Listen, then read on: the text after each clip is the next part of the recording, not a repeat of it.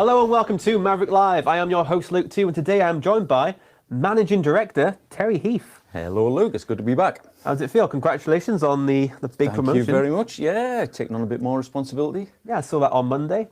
So obviously we've got the new social rollout of Meet the Team, so you get to know everyone in the office. And obviously with your big announcement, you become the new Managing Director.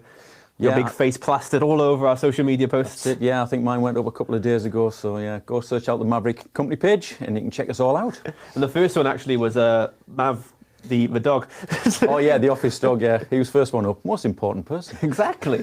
So today we're talking about, obviously you said it was a buzzword, you don't like the word in general, sales enablement. Yeah, it's not my favourite phrase, enablement. It's a little bit of a loose term. It's a fairly new sort of role in the last few years people are creating, and it sort of fills that gap between the sales team and the marketing. So, yeah. Yeah, on SEO terms, it kind of paused because a lot of people are searching for mainly like, well, what is it? Well, how do we do it? And I think it is an important element of a business because it's basically how you are training and treating your sales teams. Absolutely, yeah. You've got to, every salesman that's out there has got to have the right resources. He's got to have all the tools to do his job. And the role of a sales enabler, in a sense, is to do that, is to make sure that all of those elements are in place so the salesman can do his role. Exactly. I feel like sales now is a very flexible sort of term. Like, not only do you have to be a part of the creation of some marketing materials, you're actually marketing yourself as well, especially when it comes to social selling, because we talk about constructing content. Absolutely. And that, the enablement that obviously I don't think we're sales enablement to a degree. A lot of our training can be used as a helpful resource for sales teams around the world to, generate their own leads and then close the sale, which is a big deal. So in terms of resources, that's kind of what sales enablement really is. It's a huge resource that salespeople can use. Yeah, absolutely. And you're right in the sense that what we do and what we train and we teach a lot is about the social selling side of it. And that you as an individual are just as important as the PDFs or the brochures or whatever else you put out there. Yeah. If you're not credible, then everything that follows you, everything you say about your company and the way you stand for your company starts to crumble. So it's important that you as an individual have that credibility, but then obviously building on top of that, you've got, as I say, we've got to have the tools. So having the right information, the up-to-date information. Sales teams will tell you time and time again, they're selling products, then somebody updates it, nobody's told them. Exactly, or prices change, and it hasn't been rolled out correctly, and so they have that challenge all the time. There's also training them in what's been updated, I guess, in the marketing side of things, because if they have a lot of lead magnets or PDFs, like you said, they need to understand why it was created, how it's important, and why it was updated in the first place, because that whole journey itself can be a very useful tool itself. Oh, the why behind it all is very important.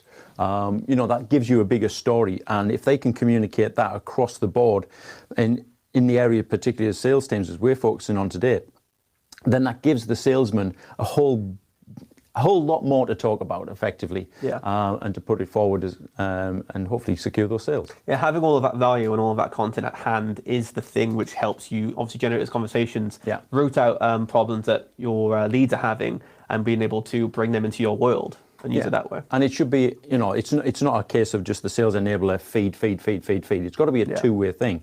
So the salespeople are talking back to the sales enabler and telling them what their frustrations and challenges are, how the information they're being given or the resources they're being given are working with the clients and the prospects that they're dealing with. If that two-way conversation isn't happening, then it still falls flat on its face. Yeah, if you talk to a sales director who cares about their team, they'll say, oh, I want to know what's stopping it. Like, what would be the bottleneck and what's stopping them from closing more sales and not burning more leads. Like, what's the thing which is stopping us from moving forward with this? And that a lot of the time is knowledge. A lot of the time. Yeah, absolutely. A sales guy going into a negotiation who's not armed with the right information can very easily be discredited. Your trust and confidence in that salesperson wins very quickly if they can't answer the questions. If you're repeatedly getting back, I don't know, I'll go find out for you, you get the impression you've got somebody who just turned up unprepared. So, the job of the sales enabler on the sales enablement team is to make sure that information is there, it's readily available, and that individual knows what they're talking about. And that's why it's important. It's giving people the tools they need and the resources they need to learn and grow. And obviously, it's a path as well. I think with a sales enablement, it's not just one sort of band-aid on top of Yeah. a box. It's an entire process. That's probably why now you're seeing it appear more and more. It's teams that obviously are bringing up another team. Yeah. So you've got really the sales enabler is that bridge between your sales and your marketing. Yeah. So they're taking what They're usually going head to head. Yeah, they're normally the judge in the ring between the sales and the marketing who fight it out. But their role is to take it, translate it, make sure it's useful for the sales team. But you still got the issues of staying on brand and keeping all the right buzzwords and everything going. And their job is to make sure that that's all in place. Yeah, without the sales team, the marketing team don't have the knowledge they have to create the right assets for them. Yeah. Without the marketing, the sales team don't have the leads and the resources being able to push forwards. So the sales team, like you said, it bridges those two together. Yeah. It communicates it so they can both get on with what they're trying to do without having to have countless meetings of how to do it in the first place. So it kind of pushes things along. Absolutely. And like I say, the way we help sales management teams a lot of the time is by offering those tools and those resources and those packets of knowledge which can help obviously the entire process. Absolutely agree with you on that one. Brilliant. So it is Friday, so I'm not gonna say phone it in, but I'm gonna not drag this out as long as it needs to be. Sales enablement is very important for your business because it instills the right knowledge and tools for your sales team, and it helps your marketing team and your sales team communicate. Boom, done. That's it. Thank you so much for coming down, Terry. It's been good. And obviously enjoy your weekend. I will do. Any good plans?